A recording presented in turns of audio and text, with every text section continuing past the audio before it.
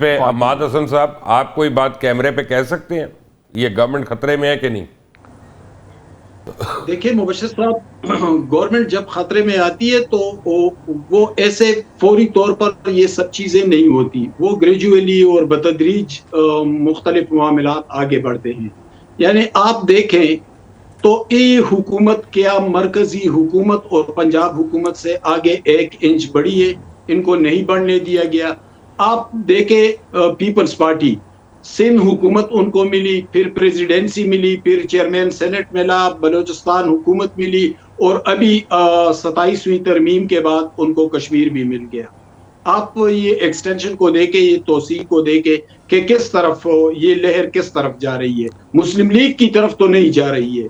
تو اس کا بحیثیت تجزیہ نگار، بحیثیت صحافی، ہم یہ مطلب لے سکتے ہیں کہ مسلم لیگ کو ایک جگہ پر روک دیا گیا ہے، ان سے کوئی کام لیا جا رہا ہے، ان کو کوئی ٹاسک دیے گئے ہیں، وہ ان ٹاسک کو پورا آپ کے کریں خیال گے. میں ٹاسک کیا؟ لیکن ان پر کانفیڈنس، چلے بات کر لیتے ان پر کیا ٹاسک ہے؟ کانفیڈنس ٹاسک آپ دیکھیں نا، 26ویں ترمیم نہیں آئی، 27ویں ترمیم نہیں آئی، انہوں نے بہت سارے ڈیلیور کیا، معاملات ہیں. انہوں یعنی نے سر ڈیلیور آپ کیا. دیکھیں، ڈیلیور کچھ نہیں کیا ہے. ڈیلیور تو انہوں نے کچھ نہیں کیا، عوامی سطح پر تو انہوں نے کچھ بھی ڈیلیور نہیں کیا. لیکن جن کا سپورٹ ان کو حاصل ہے شاید وہاں پر وہ ڈیلیور کر رہے ہیں، وہاں پر تو وہ تو پھر سیلوٹیں کون مار رہے ہیں. تبدیلی لائے گا؟ وہاں پر یہیں پہ عماد صاحب ایک منٹ ٹھہریے گا، میں اپنی رائے آپ کو دے دیتا ہوں. چلیں آپ لوگ ذرا کیئرفل ہو رہے ہیں، کوشش ہو رہے ہیں کہ مارچ کا مہینہ اس حکومت کے لیے بڑا تکلیف دہ مہینہ لگتا ہے، اور میں آج ڈیٹ پہلی باری دے رہا ہوں اس حکومت کے اوپر آپ کو کہ 2026 مارچ کے اندر اس حکومت جو ہے، سوری شاہد صاحب کیا کہہ رہے ہیں؟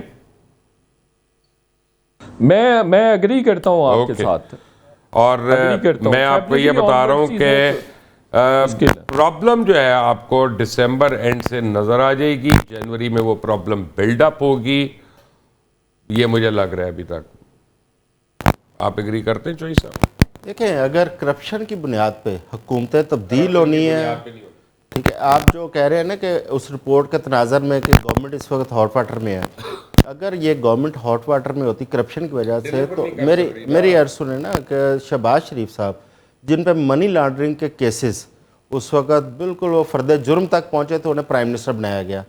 آصف علی زرداری صاحب کے تمام منی لانڈرنگ اور وہ کیا تھے ٹھیلے والا، تو اس کے وہ کیسز ڈاکٹر عاصم والے، جب وہ اپنے بالکل انجام کے قریب پہنچے تھے، کیا کہہ دیا سوچ کے، اچھا جب وہ بالکل انجام کے قریب پہنچے تو این آر او مل گیا، اور این آر او کے بعد اب لائف ٹائم استثناء بھی مل گیا. آتے ہیں اس پہ چوئی صاحب، آتے ہیں اس پہ. کرپشن اس ملک کے اندر میں سمجھتا ہوں کہ لیگل ہو چکی ہے، کرپشن کوئی ایشو نہیں ہے ایشو اگر مجھے حصہ نہیں ملتا. اینی وے آپ حکومت کے اوپر بات کر رہے تھے.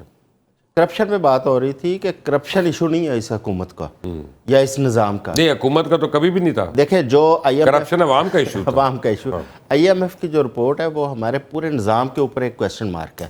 انہوں نے صرف یہ نہیں ہے کہ آپ کے ججز پہ بھی دیا ہے جو ان کیسز کو فارغ کرتے رہے ہیں، ان کو ٹائم نہیں دیتے رہے. بالکل جوڈیشری بھی جوڈیشری کے اوپر کتنے زیادہ اپنا یہ سوالیہ نشان ہے. بالکل ذمہ دار ہے. تمام ادارے میں سمجھتا ہوں برابری کا ذمہ دار ہے. نہیں، میں کہتا ہوں جوڈیشری زیادہ کوئی ذمہ دار ہے ہی نہیں. دوسرا جو ہمارے اینٹی کرپشن کے لیے بنائے گئے ادارے، چاہے وہ نیب ہے، ایف آئی اے، اینٹی کرپشن، ان تمام کی کارکردگی آپ دیکھ لیں.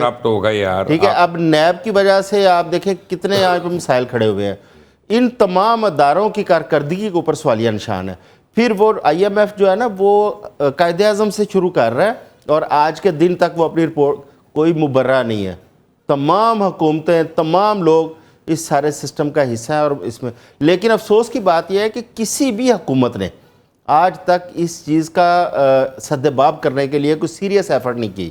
اگر نیب بنایا گیا اس کو پولیٹیکل وکٹمائزیشن کے لیے استعمال کیا گیا. اگر ایف آئی اے بنائی گئی، آپ ایف آئی اے کا دیکھ لیں آج کل کیا اس کا کام ہے کہ ایف آئی اے جو ہے ٹوٹل کرپشن کا گڑھ، اور اس کے علاوہ جو بے روزگار نوجوان جا رہے ہیں بس ان کو روک. یار آپ ایف آئی اے کے ہیڈ کو کیا کہہ رہے ہیں؟ آپ کو پتا نا آپ کے صحافی بھائی ہیں، اس کے ہیڈ جو ہے تو ان کی ذمہ داری ہے ٹھیک کریں اس کو. میرے صحافی بھائی اگر اس سیٹ پہ بیٹھے ہیں تو اپنی ذمہ داری ادا کریں، اس کو ٹھیک کریں. سنیے، آپ نے ذمہ داری ادا کریں اپنی. میں اب نام کیا لوں؟ تو نام بھی نہیں لے سکتے. اور دوسرا یہ ہے کہ یہاں ہر جگہ تو آپ کے دوست ہیں, ہر جگہ آپ نے منع کیا ہوا میرا نام نہیں لینا. آپ ٹیکسیشن پہ دیکھیں کہ جو اشرافیہ جن پہ ٹیکس لگنا چاہیے تھا, جن سیکٹر پہ ٹیکس لگنا چاہیے تھا, چاہے وہ ایگریکلچر ہے, چاہے وہ پرچون والے ریٹیلرز ہیں, چاہے ان پہ تو ٹیکس لگا نہیں ہے. ٹیکس سارا پھر آپ پہ میرے پہ تنخواہ تھوڑے ایگریکلچر کے ٹیکس پہ نہ آنا ہونے میں بول پاؤں گا تاڑے ہوتے ہیں اپنا ٹائم ہی بیکار دی گلاں کر رہے ہو. جی حماد صاحب دیکھیں جو بات آپ نے کی کہ مارچ تک, یا جو بات میں نے کی کہ فوری طور پر منظرنامہ واضح نہیں ہوتا, آہستہ آہستہ معاملات آگے بڑھتے ہیں.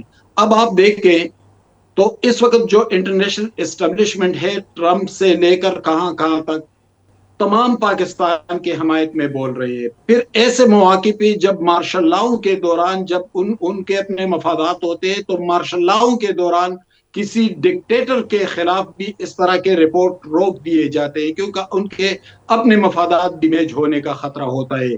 پھر ایسے سوٹیبل حالات میں, ایسے بہترین سچویشن میں اگر یہ رپورٹ آئی ہے تو کیا یہ رپورٹ کسی کی رضامندی کے بغیر آئی ہے, کیا ایک اور منظرنامہ بلڈ ہونے لگا ہے, کیا آنے والے دنوں میں صورتحال تبدیل ہوتی نظر آئے گی؟ اب دیکھیں پی ٹی آئی اور اسٹیبلشمنٹ کے درمیان تو بہت بڑا فاصلہ ہے, بہت بڑی دراڑ ہے دونوں کے درمیان, لیکن ہم نے بارہا دیکھا کہ ایسے فاصلے چند منٹ کے اندر اندر بھی ختم ہو گئے تھے. یعنی بے نظیر بھٹو اور غلام اسحاق خان کے درمیان ایک تناؤ کی کیفیت تھی, ان کی حکومت کو بھی برطرف کیا تھا, لیکن جب نواز شریف صاحب کے ساتھ غلام اسحاق کے معاملات بگڑے تو ایک ہی شام کو آصف زرداری صاحب کو جیل سے لا کر فوری طور پر ان سے وفاقی وزیر کا حلف لیا گیا تھا اور سارا منظرنامہ تبدیل ہو گیا تھا. اگر فرض کرے پی ٹی آئی کے ساتھ معاملات آگے بڑھے, پیپلز پارٹی کے ساتھ تو آلریڈی اسٹیبلشمنٹ کے معاملات ٹھیک ہیں, تو پھر یہ جو موجودہ حکومت ہے میرا نہیں خیال عماد صاحب, آئی ڈونٹ ایگری. بڑی ادب سے شاہد صاحب آپ کچھ ایڈ کریں گے, پھر میں بعد میں بتاؤں گا ریزن. اچھا سر دیکھیے مبشر صاحب, میں تھورولی آپ کو انڈورس کرتا ہوں. فیبرری مارچ میں اور ایون دسمبر میں بھی چیزیں کافی ویئرڈ ہو جائیں گی, اور اس رپورٹ کی ٹائمنگ بڑی امپورٹنٹ ہے. یہ 3 مہینے پہلے سے آئی ہوئی ہے, رپورٹ پڑی ہوئی ہے اور یہ شیلف ہوئی تھی, لیکن اس کو ریلیز نہیں کیا جا رہا تھا. یہ ریلیز کسی وجہ سے ہوئی ہے. یہ جو بات کی جا رہی ہے کہ یہ جی آئی ایم ایف نے کہا ہے اور آئی ایم ایف کے دباؤ پہ یہ ریلیز ہوئی ہے, ایسا نہیں ہے. آئی ایم ایف تو جس دن اس نے رپورٹ بنا کے دی تھی اس وقت بھی کہہ رہا تھا کہ آپ اس کو ریلیز کریں اور تاکہ آپ کوئی کریکشنز کر سکیں, کوئی ریفارمز لا سکیں, کوئی بہتری لا سکیں, لیکن ایسا نہیں ہوا تھا.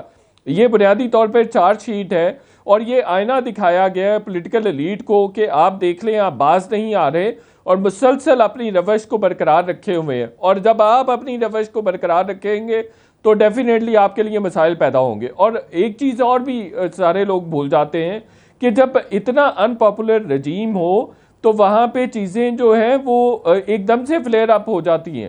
اور جو یہ بات کی جا رہی ہے کہ شاید انٹرنیشنل اسٹیبلشمنٹ تھوڑا سا انڈورس کرتی ہے جو موجودہ رجیم ہے, اس کی کبھی بھی کوئی اہمیت نہیں ہوتی. اور دوسرا مجھے یہ بتائیے کہ جو بھی آپ نے پینیٹریشن انٹرنیشنلی کی ہے, جو آپ کا ڈپلومیٹک پروفائل یا ادروائز آپ کی سٹینڈنگ بہتر ہوئی ہے, وہ کیا کوئی پولیٹیکل اس میں انٹرونشن ہے یا پولیٹیکل انجیکشن ہے؟ کچھ اس میں 0% پولیٹیکل جو پولیٹیکل کانٹریبیوشن ہے, اس میں کوئی پولیٹیکل کانٹریبیوشن نہیں ہے.